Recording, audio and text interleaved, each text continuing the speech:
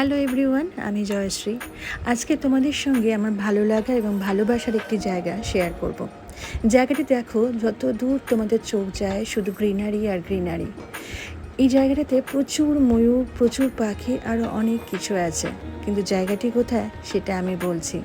তার আগে বলি, তোমাদের অনেকেই হয়তো সময় পেলে তোমরা কোনো রিসর্ট, সুইমিং পুল বা পাহাড় বা কোথাও একটা যেতে পছন্দ করো, আর আমার এখানে আসতে পছন্দ হয়।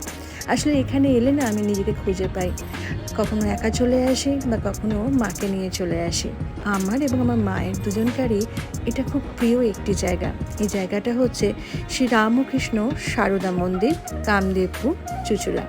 এটি একদম দিল্লি রোডের ওপরে অবস্থিত, চুঁচুড়া সুগন্ধা মোড়ের কাছে। তাই তোমরা যারা বাই কার আসতে চাইছো, ড্রাইভ করে আসতে চাইছো, তারা দিল্লি রোড ধরে সোজা সুগন্ধা মোড়ের কাছে চলে আসবে। আর যারা তোমরা ট্রেনে করে আসতে চাইছো তারা চুঁচুড়া স্টেশনে নামবে। সেখান থেকে অটো এবং টোটো দুই কিন্তু অ্যাভেলেবেল।